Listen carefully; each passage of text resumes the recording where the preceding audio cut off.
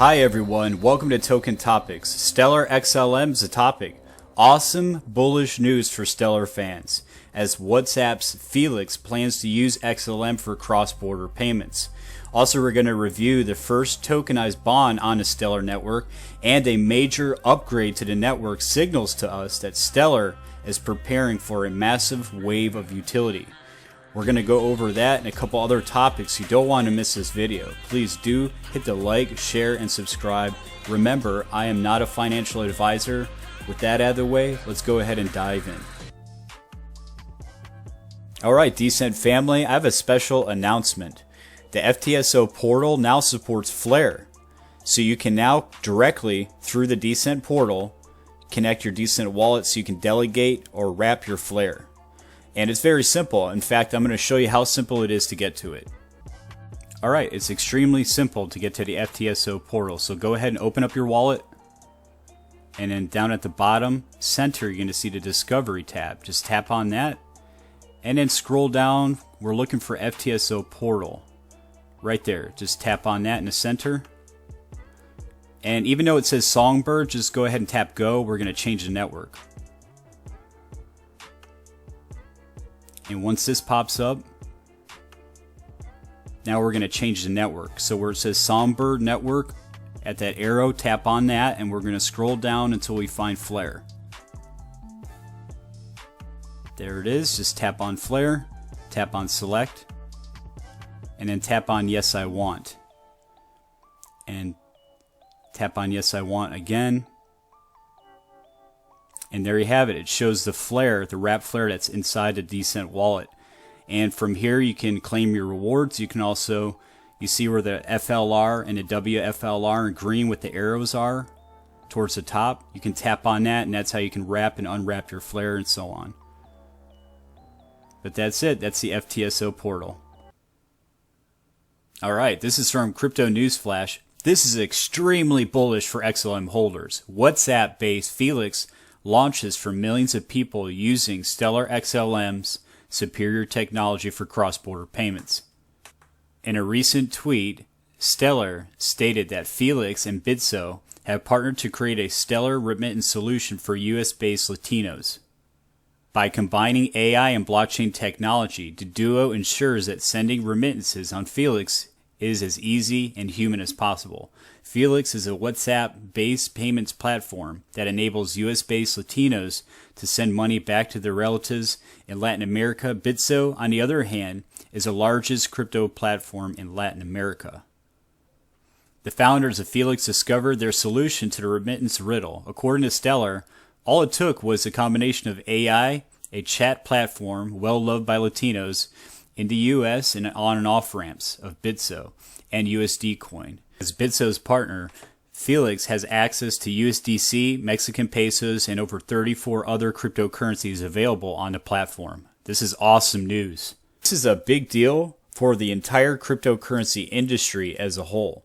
The SEC settles on security claim and library case. Community calls it a big win for crypto. The SEC was hoping to seek affirmation on an ambiguous injunction after scoring victory during a hearing in November 2022. But judges made it clear that the judgment was only for the direct scale. The United States Securities and Exchange Commission admitted on record that the sale of library tokens in the secondary market doesn't constitute a security. Boom, right there. The settlement came during an appeal hearing in the Library versus SEC case on January 30th. If anything, this gives us an outlook on what to expect with the whole Ripple case and how this affects other cryptocurrency projects, including Stellar. Continuing, John Deaton actually had a part in the case. So Deaton persuaded the judge that the library tokens secondary market transactions were not securities. The SEC requested an order that does not make a distinction between library, the company's management, and users in an effort to avoid providing clarification for LBC. The judge turned to Deaton and told him, amicus, that I'm going to make it clear that my order does not apply to the secondary market sales. Boom, right there. That's a big bombshell. I see that as a win for the cryptocurrency community. Now all we have to do is just sit back, relax, and wait and see what happens with the Ripple case. Breaking from Stellar is the new Stellar Asset Sandbox.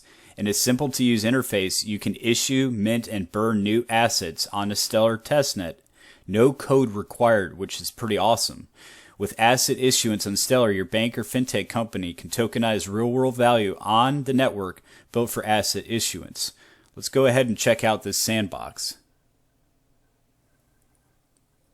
So welcome to Stellar Asset Issuance Sandbox. The Stellar Asset Sandbox is a sandbox supported by the SDF and Cheesecake Labs for businesses to experiment with asset issuance on the Stellar testnet network.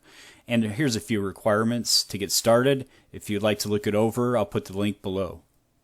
Recently, Davos, Switzerland had huge events going around for blockchain, and Danielle Dixon was there, and a lot of hot topics were discussed.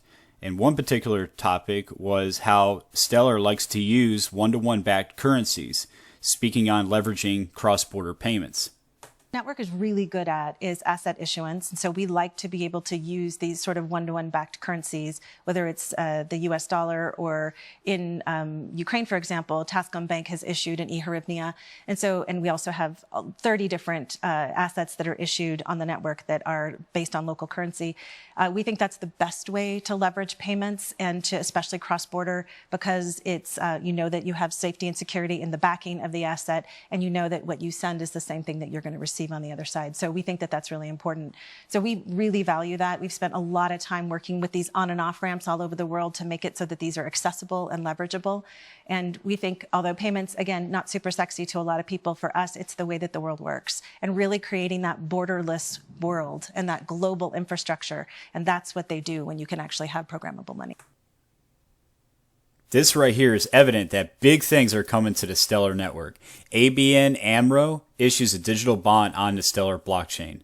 So ABN AMRO became the first bank in the Netherlands to register a digital bond on the public blockchain using Fireblocks. The digital bond was issued to a select group of investors to raise funds on behalf of the APOC, an ABN AMRO commercial client in the aerospace industry. So ABN AMRO's bond issuance sets an innovative precedent in bringing more real-world use cases of blockchain technology to traditional financial markets. Very impressive.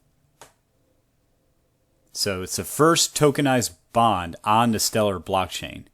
And it's not just banks who have stepped in to their adoption of blockchain technology. And in fact, in October of 2022, Israel Ministry of Finance and Tel Aviv Stock Exchange issued a first-of-its-kind digital bond with Fireblocks as well. As time goes on, we're going to see more and more development on the Stellar network.